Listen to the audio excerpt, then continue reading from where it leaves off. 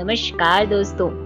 Development alternative और mobile वाणी के सहयोग से आयोजित हुई हमारी खास प्रतियोगिता कौन बनेगी बिजनेस लीडर, इसका पहला चरण खत्म हो चुका है और इस प्रतियोगिता में हमें बहुत सारी महिलाओं के नए नए बिजनेस आइडिया मिले। उनका आत्मसम्मान देखकर लोगों ने जमकर तालियां बजाई।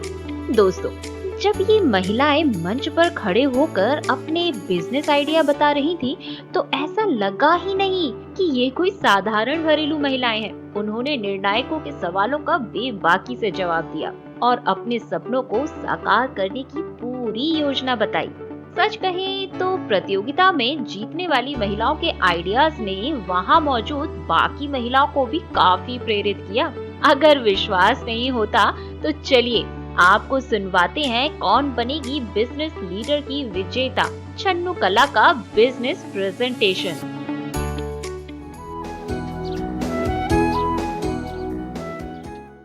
हमने हजारी में देखा एक ढाबा ही नहीं है, तो हम लोग ने बोला हम बहनें घर बैठ के जब खाना बना सकती हैं तो क्या ढाबा नहीं चला सकती। तो हम लोग ने निर्णय लिया कि हम लोग ढाबा चलाएंगे, लेकिन हम लोगों के पास मात्र 10,000 रुपये थे। किराए की दुकान भी मिल रही थी, हमने ले डाली।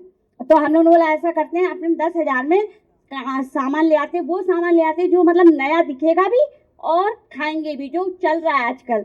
तो हम लोग ने मोमोज, मंचूरियन, इसका ठेला लगा लिया। ठेला भी अपने पास था। हम लोग ने लिख दिया उसका नाम अपनी रसोई, जिसमें नाश्ता और लंच और डिनर तीनों चीज मिलेगी। लेकिन अभी हम लोग ने ये तीनों चीज शुरू नहीं करी है, क्योंकि हम लोगों के पास पैसा नहीं है।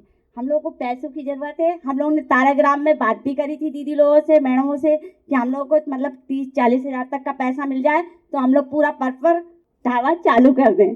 अच्छा, ये बताइए, जैसे बहुत पहले की बात है कि हमारे यहाँ किसी ने होटल रेस्टोरेंट टाइप का खोला था, तो उसमें एक इशू आता था चीज़ खराब होने का और लॉस बहुत होता है।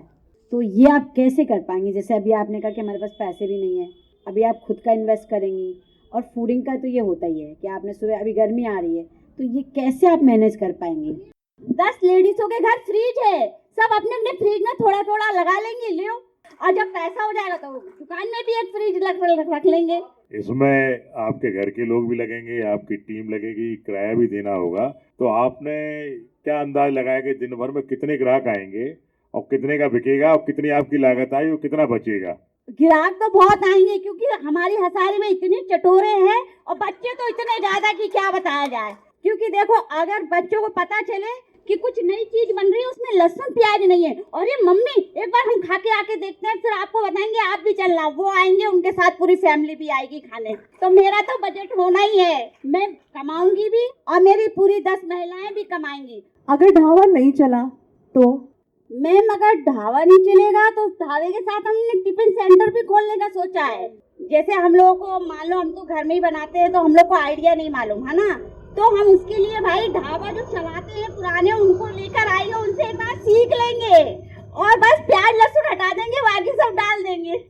तो दिन में आपके पास कितने लोग आते हैं अभी? सर, अभी हम लोग ने दिन का नहीं रखा है, शाम का रखा है। 4 बजे से शुरू होता है 10 बजे तक। तो उसमें जैसे हम लोग ने 500 रुपए की लागत लगाई है चाउमीन में या मोमोस में, तो कम से कम 2,000 तक का तो बिक जाता है। उसमें से हम लोग 500 रुपये निकाल लेते हैं, जो हमने चाउमीन वगैरह लिया है उसका माल फिर से लाने के लिए। बाकी 1500 गुल्लक में डाल रहे हैं, ताकि और जुड़ जाए और पैसा आएगा तो फिर सब करेंगे। तो दोस्तों, ये तो प्रतियोगिता का पहला चरण था। सफर जारी है और आपके आइडिया भी यहाँ सुने जा रहे हैं। जूरी, हमारी टीम अभी भी आपके नए नए बिजनेस आइडिया सुनने के लिए बेताब है। तो देर ना करें, फोन उठाएं और दबाएं नंबर 3। रिकॉर्ड करें अपने बिजनेस का आइडिया। नमस्कार।